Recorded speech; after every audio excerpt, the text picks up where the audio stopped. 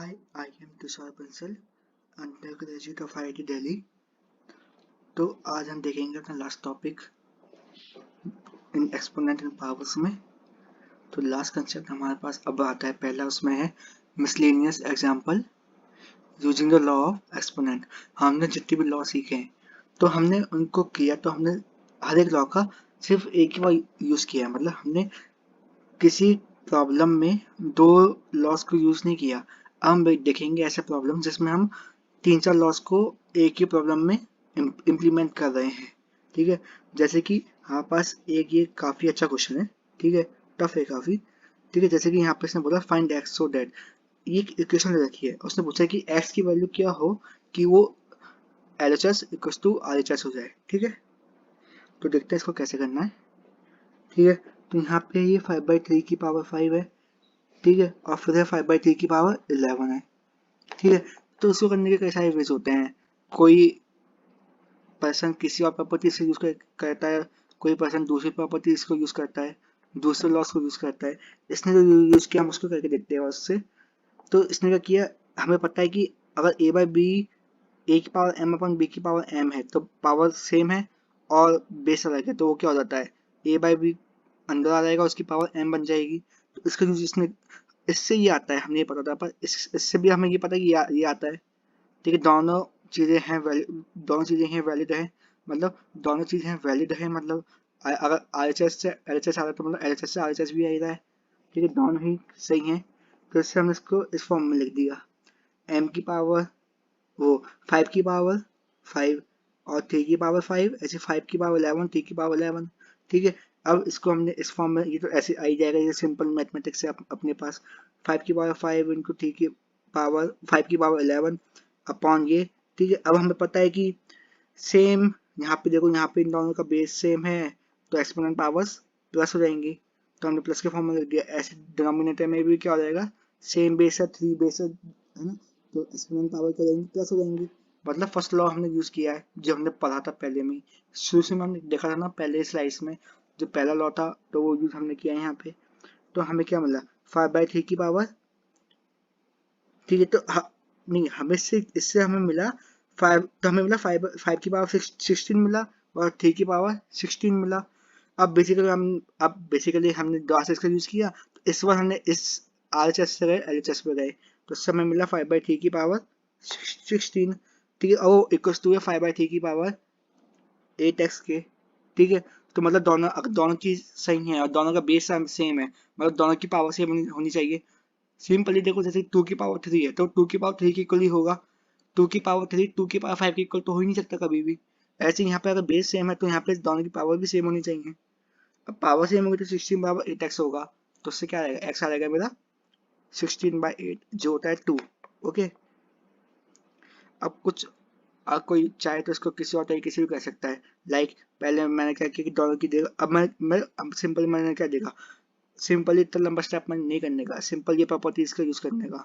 दोनों का base same है, इसको तरह बेस की तरह हमने कर लिया, ट्रीट कर लिया कि ये सिंपल बेस है, 5/3 इज अ बेस, और इसमें 5/3 एज अ बेस है, तो बेस सेम है तो पावर हो जाएंगी प्लस। तो सिंपल ये एक स्टेप में रहेगा, 5/3 की पावर 16 बराबर 5/3 की पावर 8x। लेकिन अभी के लिए 7 आपकी क्लास के हिसाब से ऐसा होता है कि हम 5/3 को बेस नहीं मान रहे, हम सिर्फ एक पर्टिकुलर इंटीजर है ना उसको बेस मानते हैं। 5/3 क्या फ्रैक्शन है, हम बुक में क्या है, बुक में देखा है NCERT में कि हमने जो लिया है बेस वो इंटीजर लिया है। ठीक है, एक नॉन जीरो इंटीजर। डेफिनेशन मैंने बताई थी, हम जब भी हम कोई भी फॉर्मूला प्रूफ करते थे, जैसे कि एक ए की पावर m इंटू ए की पावर n इक्वल टू ए की पावर m प्लस n, उसमें a होता था होल नंबर, वो हमने वहां पे लिया था कंडीशन। मतलब हम इसको फ्रैक्शन वाला से नहीं कह सकते, मतलब पहले इसको इंटीजर की फॉर्म में कन्वर्ट करना पड़ेगा जो उसने किया है। ठीक है, तो अगर हम बाय डेफिनेशन चलेंगे तो हमें ऐसे करना होगा, लेकिन हम डेफिनेशन से उल्टा चले और थोड़ा रीजनिंग और लॉजिक का यूज करें, तो यहाँ पे ये 5/3 को एक तरह से बेस मान सकते हैं, we can treat it as a base. लेकिन बाय डेफिनेशन क्या होगा कि जो बेस होता है वो हमेशा इंटीजर होएगा, तो इसलिए हम इसका यूज नहीं कर पाएंगे। ठीक है, और हम आगे देखते हैं एक और, जैसे कि यहाँ पे 12 की पावर 4 इंटू 9 की पावर 3 इंटू 4 अपॉन 6 की power 3 plus 8 square plus 60³ into 8² into 27। ठीक है, इसको सिंप्लीफाई करना है। तो बेसिकली सिंप्लीफाई कैसे किया हमने इसको, हमने 12 को अब हमने हर जो चीज़ होती है ना उसको, जो भी नंबर है उसको उसके प्राइम फैक्टर्स के फॉर्म में लिख दो हमेशा। सबसे सिंपलेस्ट वे होता है किसी प्रॉब्लम को सॉल्व करने का। इनमें जो भी नंबर है 12 है 15 है उसको प्राइम फैक्टर्स के फॉर्म में लिख दो, हर किसी को प्राइम फैक्टर के फॉर्म में बना दो। और प्राइम फैक्टर्स क्या होता है उसमें कट जाते हैं न्यूमरेटर और डिनोमिनेटर में। ठीक है, तो उसको हमने लिख दिया प्राइम फैक्टर की फॉर्म में। तो प्राइम फैक्टर की फॉर्म में क्या होना है, 2 इंटू 3, तो 2 इंटू 3 क्या होता है, 12 होता है। इसको ऐसे हर किसी को लिख दिया और फिर मैंने बस सिंपली एक्सपेंड कर दिया। ठीक है, एक्सपेंड कर दिया तो बेसिकली क्या हो रहा है, अब ये वाला कंडीशन लगा दिया अपने कि ये 2 की पावर स्क्वायर है, एक तरह से बेस हो गया। ठीक है, ये बेस हो गया 3 का, ये 3 भी एक बेस हो गया, तो ये हो गया 2 की स्क्वायर, 2 का स्क्वायर क्या 4, और फिर 3 इंटू 3 का 4, 3 की पावर 4। ऐसे हमने इसको आगे और इसको देखा तो ये बेसिकली 2 की पावर 8 बन गया, और डिनोमिनेटर में 2 की पावर 3 और बाकी 2 स्क्वायर बन रहा है। ठीक है, और 2 की पावर 6 डिनोमिनेटर में ऐसे, तो इसको एक्सपेंड कर लिया अपने पूरा। मतलब हमेशा हम कोशिश करेंगे कैसे हम जो भी नंबर देगा उसको उसके प्राइम फैक्टर्स के फॉर्म में लेके आ जाओ, फिर आगे सिंपली प्राइम नंबर्स के फॉर्म में पूरा एक्सप्रेशन आ जाना चाहिए उनकी पावर्स में। तो पावर्स से कट जाती हैं, जैसे कि यहाँ पे आगे जाके पावर्स कट जाएंगी न्यूमरेटर और डिनोमिनेटर में। ठीक है, जैसे कि ये बन गया 2 की पावर 8 + 2 और ये बन गया 2 की पावर 3 + 6 इंटू 3 की पावर 4 + 6 और 3 की पावर 3 + 3। ठीक है, और बेसिकली क्या बन गया, ये आगे जाके हमने और क्या, तो ये बन गया 2 की पावर 1 इंटू 3 की पावर 4। ठीक है, तो कोई भी क्वेश्चन करना हो तो बेसिकली जो भी लार्ज नंबर्स हैं 12 हो गया 9 हो गया उनके प्राइम फैक्टर्स के फॉर्म में लिख दो, तो उनके प्राइम फैक्टर्स की फिर पावर बन जाएंगी। ठीक है, और उनको आगे सॉल्व कर लो। ओके, अब एक देखते हैं नया टॉपिक, वो है डेसिमल नंबर सिस्टम। तो बेसिकली कोई भी नंबर होता है हम उसको उसके कोई भी डेसिमल नंबर है हम उसको एक्सपेंडेड फॉर्म में लिख पाते हैं, एक्सपेंडेड फॉर्म में लिख पाते हैं।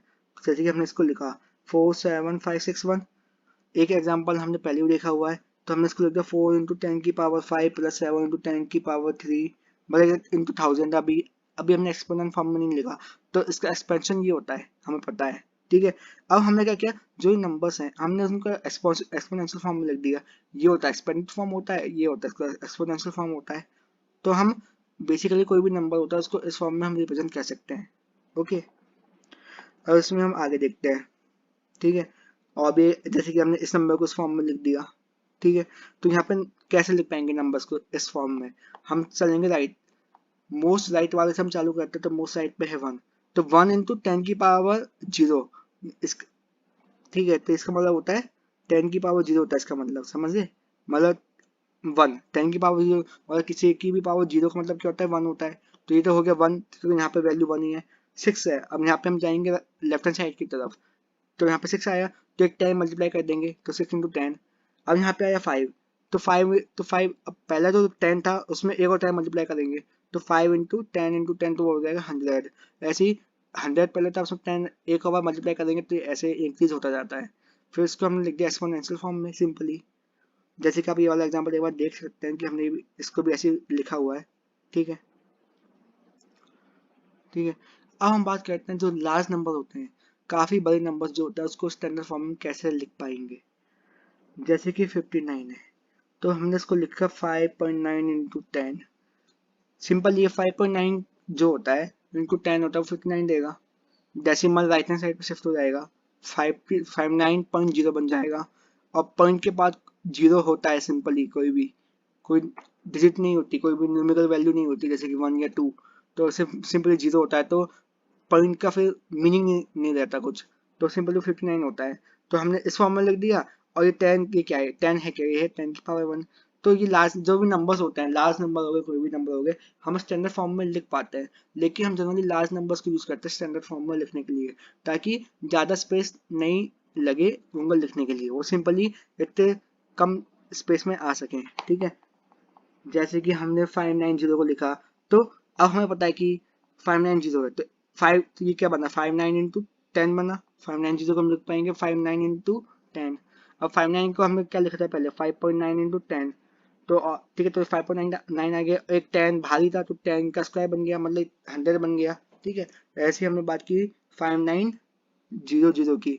ठीक है, हमने इसको लिखा 59 इंटू 100 और एक पॉइंट लगाया तो ये बन गया 5.9 इंटू 1000। ऐसे ही यहाँ पे बन जाएगा 5.9 इंटू 10,000।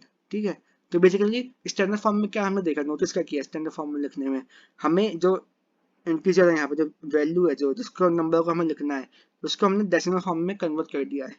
ठीक है, तो ये होता है स्टैंडर्ड फॉर्म। अब स्टैंडर्ड फॉर्म के रूल होते हैं वो हम देखेंगे आगे। ठीक है, तो we have expressed all these numbers in the standard form. ठीक है, any number can be expressed as a decimal number. ठीक है, between 1.0 and 10 including 1.0 multiplied by a power of 10। ठीक है, हम किसी भी नंबर को लिख सकते हैं डेसिमल फॉर्म में बिटवीन 1.0 एंड 10। ठीक है, डेसिमल फॉर्म में ये आ पाएंगे। ठीक है, बस बेसिकली हम क्या कहना चाह रहे हैं, मतलब हम चाहते हैं कि स्टैंडर्ड फॉर्म में वो बने लेकिन हम डेसिमल फॉर्म में लिख पाएंगे। अब जैसे कि 59.7 भी डेसिमल फॉर्म है और 5.97 भी डेसिमल फॉर्म है, तो हम कौन सा वाला एक्सेप्ट करेंगे? हम एक्सेप्ट करेंगे ऐसा वाला जिसमें उसकी रेंज जो डेसिमल जो हो वो 1.0 से लेकर 10.0 तक हो। मतलब जो पॉइंट होना चाहिए ना वो सबसे लेफ्ट मोस्ट कॉर्नर पे होना चाहिए, मतलब जो लेफ्ट वाली जो उसकी वो होती है डिजिट होती है ना उसके जस्ट बाद पॉइंट होना चाहिए, तब हम बोलेंगे वो स्टैंडर्ड फॉर्म में है। ये हमने माना हुआ है कि ये चला आ रहा है पहले से कि हम तभी हम बोलते हैं उसको स्टैंडर्ड फॉर्म में। नहीं तो डेसिमल में तो वो भी होता है 59.6 भी होता है और 5.96 भी होता है, पर हम एक्सेप्ट किसको करते हैं, हम एक्सेप्ट करते हैं 5.96 को। ओके, तो such a form of a number is called a standard form. ठीक है, उसको स्टैंडर्ड फॉर्म बोलते हैं। ठीक है, तो हम यहाँ पर देखते हैं जैसे कि 5985 है, तो हमने जो पॉइंट लगाया वो कहाँ पर लगाया, यहाँ पर लगाया है, 5 के जस्ट बाद लगाया है, तभी हम इसको बोलेंगे स्टैंडर्ड फॉर्म में। और हमने पॉइंट यहाँ से लेके, वैसे इसका मीनिंग क्या है, इसका मीनिंग होता है 5985.0 होता है इसका मीनिंग। हमने पॉइंट यहाँ से लेके यहाँ तक ले गए, मतलब हम 3 इधर आ गए, 3 डिजिट लेफ्ट में शिफ्ट हो गए पॉइंट को, तो हमें 10 की पावर 3 से मल्टीप्लाई करना पड़ेगा। जितना हम शिफ्ट होंगे लेफ्ट में उतना हमें उसमें मल्टीप्लाई करना पड़ता है 10 का, तभी वो नंबर आगे जाके उसी फॉर्म में बन पाता है। क्योंकि इस नंबर को अगर हम करेंगे इवेल्युएट तो हमें ये मिल जाएगा। हमने फिर अब इसको ये जो था 1000 इसको लिख दिया 10 की पावर 3, तो अब ये आगे स्टैंडर्ड फॉर्म में। ठीक है, तो ये स्टैंडर्ड फॉर्म है इसकी। मतलब अगर आपको किसी को भी स्टैंडर्ड फॉर्म बनाना है, स्टैंडर्ड फॉर्म अगर आपको किसी को भी बनाना है तो बेसिकली सिंपली एक पॉइंट लगा दो on the left most part पे। ठीक है, और वो जितना और उसके बाद जो डिजिट है उसके बाद, क्योंकि आप सिंपली जैसे कि यहाँ पे हमने लगाया 5 के बाद जस्ट पॉइंट लगाया, अब उसके बाद जितनी भी डिजिट है आप राइट हैंड साइड पे जो बची हैं उनको काउंट करो।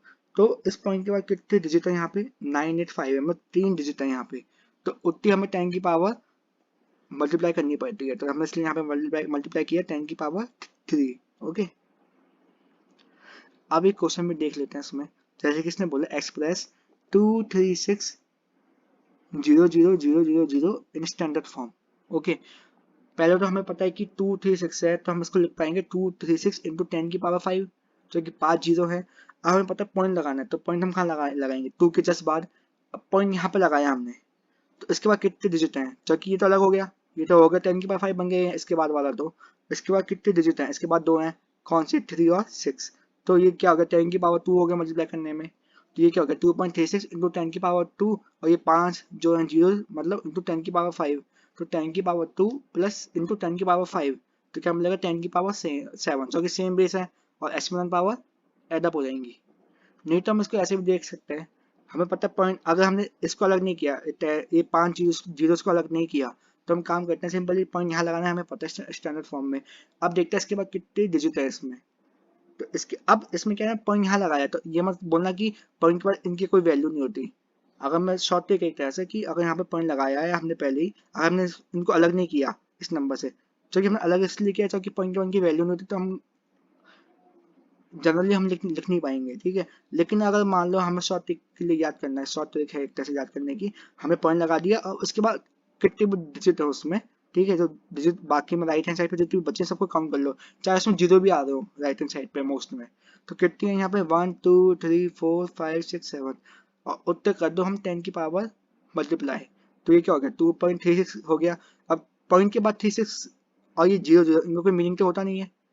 ठीक है, पॉइंट से पहले इनका मीनिंग था, तो पॉइंट लगाने से पहले आपको पता पॉइंट यहाँ पे लगेगा, उससे पहले आप काउंट कर लो कि इसकी राइट हैंड साइड पे कितनी डिजिट होंगी, कर लिए काउंट, ठीक है। अब उतनी पावर हमें करनी होगी मल्टीप्लाई 10 की, तो यहाँ पे 7 था, तो यहाँ पे हमें मल्टीप्लाई करना पड़ेगा 10 की पावर 7। और ये क्या बन गया, और यहाँ पे हमने इसको लगा दिया पॉइंट, तो पॉइंट क्या बना 2.36 0 0 0 0 0। अब पॉइंट के बाद इतने सारे जीरो की कोई मीनिंग तो होता नहीं है, तो सिंपली हमने इसको लिख दिया 2.36 और आखिर में क्या था इंटू 10 की पावर 7। तो हम ऐसे भी इसको सोच सकते हैं कि हम ऐसे भी कह सकते हैं इस क्वेश्चन को, ओके, जिसने ऐसा किया हुआ है, ठीक है। इसने पहले क्या किया, इसने इस नंबर से इसको डिवाइड कर दिया सिंपली। और या फिर आप एक काम कर सकते हैं कि आपको अगर बाय मैथमेटिकल मतलब पूरे प्रूफ के साथ जाना है तो सिंपली जितने भी डिजिट है उसमें, जैसे कि इसमें कितने 1 2 3 4 5 6 7 8, ठीक है, तो उतनी डिजिट से इसको डिवाइड कर दो, मतलब 1 2 3 4 5 6 7 8 उतने जीरो से इसको कर दो डिवाइड, 10 मतलब 10 की पावर 8 से इसको कर दो डिवाइड, ठीक है। तो ये क्या हो गया, तो इसको हमने डिवाइड किया, तो पॉइंट जब डिवाइड करेंगे, इसको डिवाइड करेंगे यहाँ पे हमें मल्टीप्लाई भी करना पड़ेगा, ताकि हमें पता है एक बी है, तो हम इसको लिख सकते हैं बी बाई ए इंटू ए, क्योंकि ए कट जाएगा तो हमें मिलेगा सिंपली बी। तो हमने यहाँ पे इसको मल्टीप्लाई किया पहले 10 की पावर 8 से, तो यहाँ डिवाइड किया हमने इसको 10 की पावर 8 से, हाँ ये 10 की पावर 7 है, हमने इसको डिवाइड किया 10 की पावर 7 से, और यहाँ पे 10 की पावर 7 से हमें इसको मल्टीप्लाई भी करना पड़ेगा।